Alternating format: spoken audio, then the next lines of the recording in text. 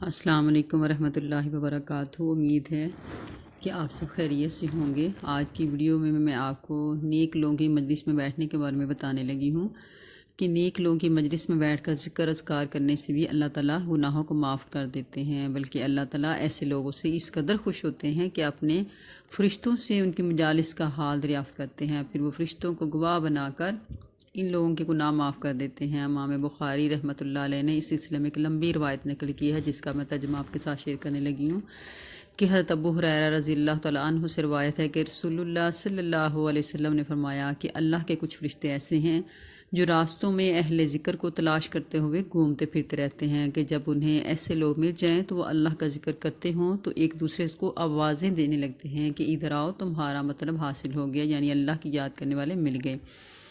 تو آپ صلی اللہ علیہ وسلم نے فرمایا صبح انہیں اپنے پروں کے ساتھ جو ہے آسمانی دنیا تک گھیر لیتے ہیں، تو رب اللہ تعالیٰ ان سے پوچھتے ہیں کہ حالانکہ اللہ تعالیٰ تو خود ہی جانتے ہیں، لیکن ان سے زیادہ ہر بات کو جانتے ہیں، مگر پھر بھی وہ اپنے بندے کو کہتے ہیں کہ فرشتے کہتے ہیں کہ تیری پاکیزگی، اللہ تعالیٰ کہتے ہیں کہ میرے بندے کیا کہتے ہیں، تو فرشتے کہتے ہیں کہ تیری پاکیزگی، تیری بڑائی اور تیری تعریف اور تیری بزرگی بیان کر رہے ہیں۔ آپ نے فرمایا، اللہ تعالیٰ فرماتا ہے کہ کیا انہوں نے مجھے دیکھا ہے؟ وہ کہتے ہیں قسم ہے تیری ذات پاک کی، انہوں نے تجھے نہیں دیکھا۔ اس وقت اللہ فرماتا ہے کہ اگر مجھ کو دیکھ لیں تو کیا حال ہو۔ فرشتے کہتے ہیں پھر تو اس سے بھی زیادہ تیری عبادت کریں، تیری بڑائی بیان کرتے، تیری تسبیح کرتے۔ اللہ تعالیٰ فرماتا ہے تو وہ مجھ سے کیا مانگتے ہیں؟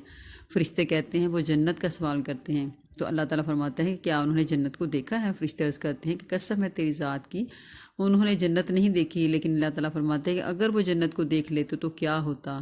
تو وہ کہتے ہیں کہ اگر وہ اسے دیکھ لیں تو اس سے زیادہ اس کی ہرس کریں، اس سے بڑھ کر اس کی طلب کریں اور اس سے زیادہ اس میں رغبت کریں۔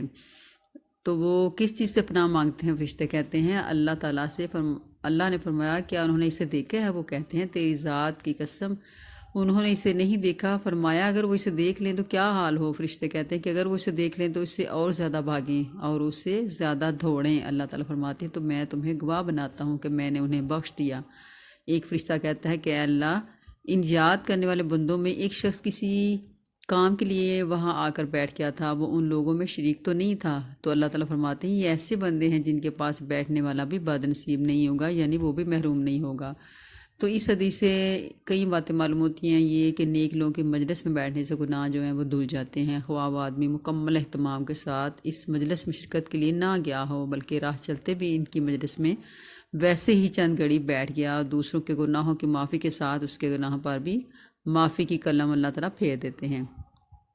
اس طرح اللہ تعالیٰ اہل ذکر کے مجلس سے اس قدر خوش ہوتے ہیں کہ بطور عزت افزائی کے ان کا ذکر اپنے فرشتوں میں کرتے ہیں۔ اور ایک روایت میں اس کی وضاحت یوں ملتی ہے کہ حضرت ابو ہریرہ رضی اللہ تعالیٰ عنہ سے روایت ہے کہ رسول اللہ صلی اللہ علیہ وسلم نے فرمایا کہ کوئی قوم کسی ایسی مجلس میں نہیں بیٹھے جس میں وہ اللہ کا ذکر کرتے ہیں، کہ یعنی کہ اگر کوئی قوم ایسی مجلس میں بیٹھتی ہے جس میں وہ اللہ کا ذکر کرتے ہوں، مگر انہیں فرشتے جو ہیں وہ گھیر لیتے ہیں اور رحمت جو ہے ان کو ڈھانپ لیتی ہے۔ اللہ تعالیٰ ان کا ذکر ان فرشتوں میں کرتے ہیں جو وہ ان کے پاس ہوتے ہیں۔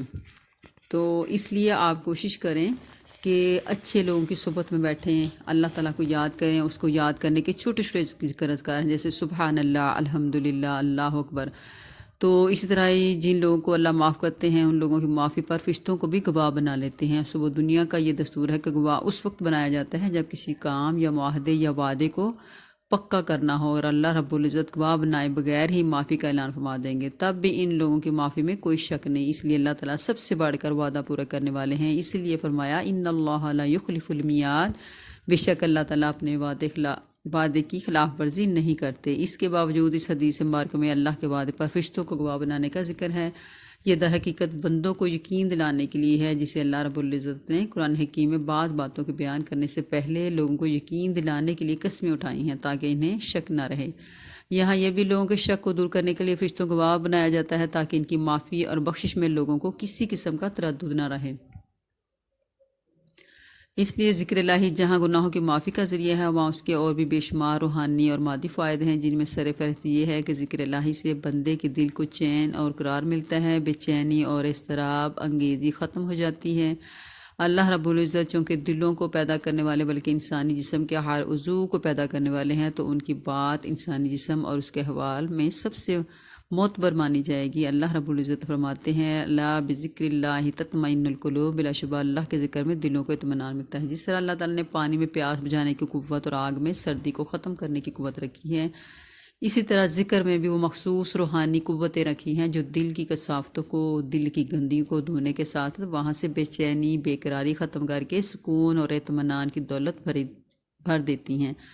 ذکر کا دوسرا بڑا فائدہ یہ ہے کہ یہ گناہوں کو دھونے کے ساتھ ساتھ بندے کو رب العزت کے قریب کر دیتا ہے۔ بخاری میں حضرت ابو ہریرہ رضی اللہ تعالیٰ عنہ سے ایک مفسر روایت ان الفاظ میں ہے کہ نبی کریم صلی اللہ علیہ وسلم نے فرمایا، اللہ تعالیٰ ارشاد فرماتے ہیں میں اپنے بندے کے ساتھ اپنے متعلق گمان کے مطابق ہوتا ہوں، اور میں ان کے ساتھ ہوتا ہوں جب وہ مجھے یاد کرے، سو اگر وہ مجھے اپنے آپ میں یاد کرے تو میں اسے اپنے آپ میں یاد کرتا ہوں، اور اگر وہ کسی جماعت میں میرا ذکر کرے تو میں اس سے بہتر جماعت میں اس کا ذکر کرتا ہوں، اور اگر وہ ایک بالشت میرے قریب ہو تو میں ایک ہاتھ اس کے قریب ہوتا ہوں، اور اگر وہ ایک ہاتھ میرے قریب ہو تو میں 2 ہاتھ پھیلانے کے برابر اس کے قریب ہوتا ہوں، اور اگر وہ میرے پاس چل کر آئے تو میں اس کے پاس دوڑ کے آتا ہوں۔ تو اس لیے کوشش کریں کہ اٹھتے بیٹھتے اللہ کا ذکر کثرت کریں، اچھے لوگوں کی صحبت میں بیٹھیں، اور اپنا زیادہ سے زیادہ ٹائم جو ہے وہ نیک صحبت میں گزاریں گے تو اللہ رب العزت کا وعدہ ہے کہ اس کی زندگی میں آسانیاں پیدا کریں گے۔ اس کا ایک ایک قدم کے بدلے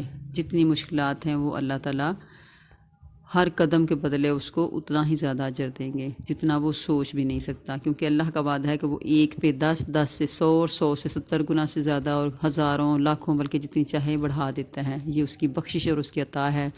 تو کوشش کریں سنت کے مطابق اپنی زندگی کو ڈھال لیں۔ ایک سنت بھی اگر آپ پابندی سے کر رہے ہوں تو اللہ کے فضل و کرم سے آپ کی ہر دن بہتری اور بہتری میں بدلتی جائے گی۔